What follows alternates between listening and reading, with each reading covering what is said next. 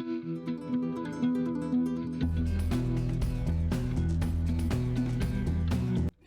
Friends, ഇഫ്താർ സ്പെഷ്യലായിട്ടും evening snacks ആയിട്ടൊക്കെ തയ്യാറാക്കാൻ പറ്റിയ നല്ലൊരു സ്നാക്സിൻ്റെ റെസിപ്പിയാണ് കേട്ടോ ഞാൻ ഇന്ന് കാണിക്കുന്നത്. സിമ്പിളായിട്ട് തയ്യാറാക്കാൻ പറ്റിയതും എന്നാൽ നല്ല ടേസ്റ്റി ആയിട്ടുള്ളതുമായ സ്നാക്സ് ആണ് കേട്ടോ ഇത്. വീഡിയോ ഇഷ്ടപ്പെട്ടാൽ ലൈക്ക് ചെയ്യാനും കമൻറ്റ് ചെയ്യാനും ചാനൽ സബ്സ്ക്രൈബ് ചെയ്ത് സപ്പോർട്ട് ചെയ്യാനും മറക്കരുത്. ആദ്യം നമുക്കിതിൻ്റെ ഫില്ലിങ്സ് റെഡിയാക്കി എടുക്കാം. ഇതിന് വേണ്ടിയിട്ട് നമുക്ക് ബീഫോ ചിക്കനോ ഏത് വേണമെങ്കിലും എടുക്കാം. അപ്പം ഞാൻ കുറച്ച് ബീഫാണ് എടുത്തത്. ഇത് മുളക് പൊടി, മല്ലിപ്പൊടി, മഞ്ഞൾപ്പൊടി, ഗരം മസാല, കുരുമുളക് പൊടി ഇവയെല്ലാം കൂടി ചേർത്ത് വേവിച്ചെടുത്തതാണ് കേട്ടോ. പാകത്തിന് ഉപ്പും ചേർത്ത് കൊടുത്തിട്ടുണ്ട്. ഇത് മിക്സിയുടെ ജാറിലിട്ടിട്ട് ജസ്റ്റ് ഒന്ന് ക്രഷ് ചെയ്തെടുക്കാം. നന്നായിട്ട് അരിഞ്ഞു പോകരുത്. അരിഞ്ഞു പോയിട്ടുണ്ടെങ്കിൽ ഫില്ലിങ്സിന് ടേസ്റ്റ് ഉണ്ടാവില്ല. അപ്പോൾ ഇതുപോലെ ഒന്ന് ചെയ്തെടുത്താൽ മതി കേട്ടോ. അപ്പം ഞാനൊരു ബൗളിലേക്ക് മാറ്റിയിട്ടുണ്ട്. ഇനി ഒരു പാനിലേക്ക് 2 ടേബിൾ സ്പൂൺ വെളിച്ചെണ്ണ ഒഴിച്ചു കൊടുക്കാം. വെളിച്ചെണ്ണ നന്നായിട്ട് ചൂടായതിന് ശേഷം ഇതിലേക്ക് മീഡിയം സൈസിലുള്ള 2 സവാള ചെറുതായിട്ട് കട്ട് ചെയ്തിട്ട് അതും ചേർത്ത് കൊടുക്കാം. ഇതൊന്ന് ഇളക്കി കൊടുത്തതിന് ശേഷം ഇതിലേക്ക് ആവശ്യമായിട്ടുള്ള ഉപ്പ് ചേർത്ത് കൊടുക്കാം. നമ്മൾ ബീഫിൽ ഉപ്പ് ചേർത്ത് വേവിച്ചതാണ്. അപ്പോൾ ഇതിലേക്ക് മാത്രമായിട്ട് ഉപ്പ് ചേർത്ത് കൊടുത്താൽ മതി കേട്ടോ. ഒരു 1/4 ടീസ്പൂണും കുറച്ചുകൂടെ ചേർത്ത് കൊടുത്താൽ മതി. സവാളയൊന്ന് വാടി വന്നതിന് ശേഷം ഇതിലേക്ക് 1 ടീസ്പൂൺ ഇഞ്ചി വെളുത്തുള്ളി പേസ്റ്റ് ചേർത്ത് കൊടുക്കാം. കുറച്ച് സമയം ഒന്ന് ഇളക്കി കൊടുത്തതിന് ശേഷം ഇതിലേക്ക് 2 പച്ചമുളക് ചെറുതായിട്ട് കട്ട് ചെയ്തിട്ട് അതും ചേർത്ത് കൊടുക്കാം. ഇതെല്ലാം കൂടി ഒന്ന് വഴന്ന് വന്നതിന് ശേഷം ഇതിലേക്ക് 1/4 ടീസ്പൂൺ മഞ്ഞൾപ്പൊടിയും 1/2 ടീസ്പൂൺ കുരുമുളക് പൊടിയും ചേർത്ത് കൊടുക്കാം. ഇതൊന്ന് നന്നായിട്ടൊന്ന് ഇളക്കി കൊടുക്കാം. ഇനി ഇതിലേക്കൊരു 1/4 ടീസ്പൂൺ ഗരം മസാലയും ചേർത്ത് കൊടുക്കാം. എന്നിട്ട് ലോ ഫ്ലെയിമിൽ വെച്ചിട്ട് നന്നായിട്ട് കുറച്ച് സമയം ഒന്ന് ഇളക്കിയതിന് ശേഷം നമ്മൾ ക്രഷ് ചെയ്ത് വെച്ചിട്ടുള്ള ബീഫ് ഇതിലേക്ക് ഇട്ട് കൊടുക്കാം. അപ്പോൾ ഇത് കുറച്ച് സമയം ഒന്ന് ഇളക്കി കൊടുക്കട്ടെ, ഒരു മീഡിയം ഫ്ലെയിമിൽ വെച്ചിട്ട്. ഇനി ഇതിലേക്ക് ചെറുതായിട്ട് കട്ട് ചെയ്തെടുത്തിട്ടുള്ള കറിവേപ്പിലയും മല്ലിയിലയും ചേർത്ത് കൊടുക്കാം. എന്നിട്ട് നന്നായിട്ടൊന്ന് ഇളക്കി കൊടുക്കാം. ഇനി ഫ്ലെയിം ഒന്ന് കുറച്ച് വെച്ചിട്ട് ഇതിലേക്ക് 2 ടീസ്പൂൺ ടൊമാറ്റോ സോസ് ഒഴിച്ചു കൊടുക്കാം. ഇനി ഇത് നന്നായിട്ട് ഇളക്കി കൊടുക്കാം. സോസ് എല്ലാ ഭാഗത്തേക്കും എത്തുന്ന രീതിയിൽ നന്നായിട്ട് കുറച്ച് സമയം ഇളക്കി കൊടുക്കണേ. ഇനി നമുക്ക് ഫ്ലെയിം ഓഫ് ചെയ്യാം. ഫില്ലിങ്സ് റെഡിയായ ഇനി ഞാനൊരു ബൗളിലേക്ക് 2 മുട്ട പൊട്ടിച്ച് ഒഴിച്ച് കൊടുക്കുന്നുണ്ട്.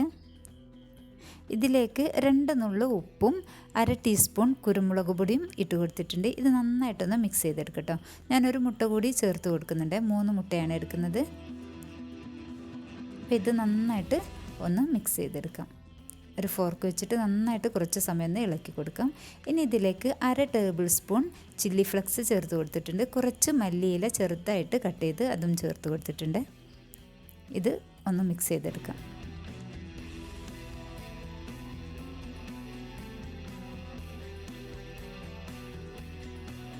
ഇനി നമുക്കിതിലേക്ക് വേണ്ടത് ബ്രെഡാണ് കേട്ടോ. അപ്പോൾ ഞാൻ കുറച്ച് സ്ലൈസ് എടുത്തിട്ടുണ്ട്. ഇതിൻ്റെ സൈഡ് ഭാഗമൊക്കെ ഒന്ന് നീക്കിയെടുക്കണേ. എന്നിട്ടത് മിക്സിയുടെ ജാറിലിട്ടിട്ടൊന്ന് പൊടിച്ചെടുക്കാം. അപ്പം ഞാനിതാ ബ്രെഡിൻ്റെ സൈഡൊക്കെ ഒന്ന് നീക്കിയെടുത്തിട്ടുണ്ട്. അത് മിക്സിയിലിട്ടിട്ടൊന്ന് പൊടിച്ച് വെച്ചിട്ടുണ്ട് കേട്ടോ. ഇനി നമുക്ക് ഇതിലോരോന്നിലും ഫില്ലിങ്സ് വെച്ച് കൊടുക്കാം. അപ്പം ഒരു ലെയർ എടുത്തിട്ട് അതിൽ ഫില്ലിങ്സ് അതിൻ്റെ നിറയായിട്ട് വെച്ച് കൊടുക്കാം. 2-3 ടേബിൾ സ്പൂൺ വെച്ച് കൊടുക്കാം. ഇത് മുഴുവനായിട്ട് വെച്ച് കൊടുത്തിട്ടുണ്ട് കേട്ടോ. സ്പൂൺ കൊണ്ടൊന്ന് പ്രസ് ചെയ്ത് കൊടുക്കാം. എന്നിട്ട് അടുത്ത ലെയറും കൂടി ഇതിന് മുകളിലേക്ക് വെച്ച് കൊടുക്കാം. ജസ്റ്റ് ഒന്ന് കൈകൊണ്ടൊന്ന് പ്രസ് ചെയ്ത് കൊടുക്കാം. എന്നിട്ട് നമ്മൾ തയ്യാറാക്കി വെച്ചിട്ടുള്ള മുട്ടയുടെ കൂട്ടിൽ ഇതിൻ്റെ സൈഡ് ഭാഗം ഫസ്റ്റിലൊന്ന് ജസ്റ്റ് ഇതുപോലെ ഒന്ന് മുക്കി കൊടുക്കാം. എന്നിട്ട് ഇതിൻ്റെ സൈഡിൽ ഒന്ന് ഇതുപോലെ ഒന്ന് പ്രസ് ചെയ്ത് കൊടുക്കുക. അപ്പോൾ നന്നായിട്ട് ഒട്ടി കിട്ടും കേട്ടോ. ഇനി ഇത് നമുക്ക് ഇതുപോലെ 2 ഭാഗവും പിടിച്ചതിന് ശേഷം ഒന്ന് ജസ്റ്റ് ഒന്ന് മുട്ടയിലൊന്ന് മുക്കിയെടുക്കാം. നന്നായിട്ട് ഡീപ്പായിട്ടങ്ങ് മുക്കിയെടുക്കണ്ട, ജസ്റ്റ് ഒന്ന് തൊട്ട് കൊടുത്താൽ മതി. അതുപോലെ സൈഡ് ഭാഗം ഒന്ന് 2 പ്രാവശ്യം ഇതുപോലെ ഒന്ന് മുക്കിയെടുക്കാം. എന്നിട്ട് വിരൽ കൊണ്ട് ഇതുപോലെ ഒന്ന് അമർത്തി കൊടുത്താൽ മതി. ഇനി നമുക്കിത് ബ്രെഡ് ക്രംസിലിട്ടിട്ട് നന്നായിട്ടൊന്ന് കോട്ട് ചെയ്തെടുക്കാം. ക്രംസിൽ നന്നായിട്ട് കോട്ട് ചെയ്യണേ. അപ്പോൾ സൈഡ് ഭാഗമൊക്കെ ഒരു 2-3 പ്രാവശ്യമായിട്ട് സൈഡ് ഭാഗം ഇതുപോലെ കോട്ട് ചെയ്തെടുക്കാം. അപ്പോൾ ആദ്യം ഒന്ന് ഇതുപോലെ ഒന്ന് ചെയ്തതിന് ശേഷം വിരൽ കൊണ്ടൊന്ന് പ്രസ് ചെയ്ത് കൊടുക്കാം. എന്നിട്ട് ഒന്നുകൂടെ കോട്ട് ചെയ്തെടുത്താൽ മതി.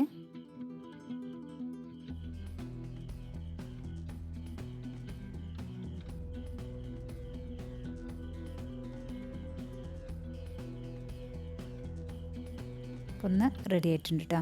അപ്പോൾ ഇതുപോലെ നമുക്കൊരു 3-4 എണ്ണമൊക്കെ ചെയ്ത് വെച്ചതിന് ശേഷം ഫ്രൈ ചെയ്യാം. ഞാനിതാ ഒന്നുകൂടെ ചെയ്തെടുക്കുന്നുണ്ട്. ഇപ്പം ഇതിൻ്റെ സൈഡിൽ ഭാഗം ഫസ്റ്റിലൊന്ന് മുട്ടയിലൊന്ന് മുക്കിയതിന് ശേഷം ബ്രെഡ് ക്രംസ് ഒന്ന് വെച്ച് കൊടുക്കാം ഇതിന് മുകളിലേക്ക്. എന്നിട്ട് വിരൽ കൊണ്ടൊന്ന് പ്രസ് ചെയ്തിട്ട് ഇതുപോലെ ഒന്നുകൂടെ ചെയ്ത് കൊടുത്താൽ മതി കേട്ടോ. അപ്പം അധികം ഡീപ്പായിട്ടങ്ങ് മുക്കി കൊടുക്കരുത് മുട്ടയിൽ, അപ്പോൾ അത് നന്നായിട്ട് കുതിർന്ന് പോകും. ജസ്റ്റ് ഒന്ന് മുകൾ ഭാഗം മാത്രം ഒന്ന് മുക്കിയെടുത്താൽ മതി. അപ്പം നമുക്ക് ഒരു പേക്ക് ബ്രെഡ് മുഴുവനായിട്ട് ചെയ്തെടുക്കണമെങ്കിൽ 4 മുട്ട എടുത്താൽ മതി. അപ്പോൾ ഇത് ഞാൻ മുഴുവനായിട്ട് ചെയ്തെടുക്കുന്നില്ല കേട്ടോ, അതുകൊണ്ടാണ് 3 എണ്ണം എടുത്തത്. ഇപ്പോൾ ഒരു പേക്ക് മുഴുവനായിട്ട് ചെയ്തെടുക്കാൻ 4 എണ്ണം മതി. അതുപോലെ ക്രംസും അതിൻ്റെ ക്രംസും മതി കേട്ടോ, സൈഡ് ഭാഗവും മതി. അതുപോലെ ഞാൻ ഉണ്ടാക്കിയ ഈ ഫില്ലിങ്സ് ഒരു പേക്ക് ബ്രെഡിലേക്കുള്ള അളവുണ്ട്. അപ്പോൾ ഇത്രയും മതി. അപ്പോൾ 2 സവാള മതി ഇതിന്, ഒരു പേക്ക് ബ്രെഡിന്. അപ്പോൾ ഇത് ഇതുപോലെ ആദ്യം ചെയ്ത പോലെ തന്നെ നന്നായിട്ട് ബ്രെഡ് ക്രംസിലൊന്ന് കോട്ട് ചെയ്തെടുക്കുന്നുണ്ട്.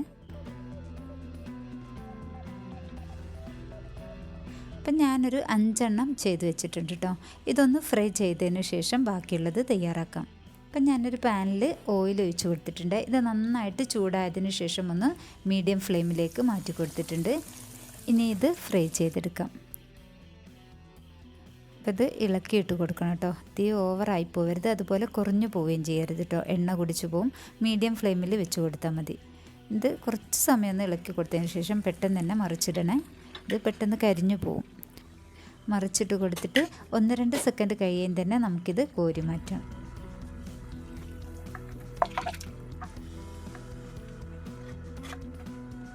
ബാക്കിയുള്ളതും ഇതുപോലെ ചെയ്തെടുക്കാം.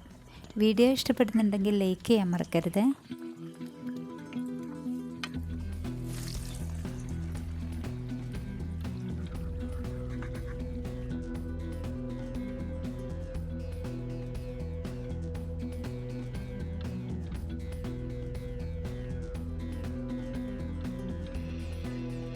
നമുക്കിതൊന്ന് കട്ട് ചെയ്ത് നോക്കാം.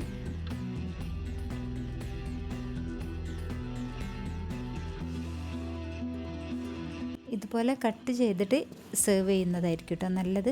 നല്ല ടേസ്റ്റുള്ള, എന്നാലും ഉണ്ടാക്കാനും അത്ര വലിയ പ്രയാസമൊന്നുമില്ലാത്ത നല്ലൊരു സ്നാക്സാണ് കേട്ടോ ഇത്. ഈ ഇഫ്താറിന് മസ്റ്റായിട്ടൊന്ന് ഉണ്ടാക്കി നോക്കൂ കേട്ടോ, നിങ്ങൾക്ക് എന്തായാലും ഇഷ്ടമാവും.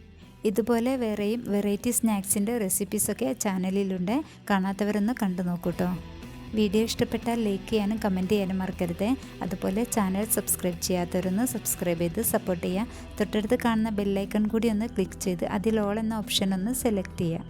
എങ്കിൽ ഞാൻ അപ്ലോഡ് ചെയ്യുന്ന വീഡിയോസൊക്കെ നിങ്ങൾക്ക് നോട്ടിഫിക്കേഷനായിട്ട് ലഭിക്കുന്നതായിരിക്കും. Thanks for watching.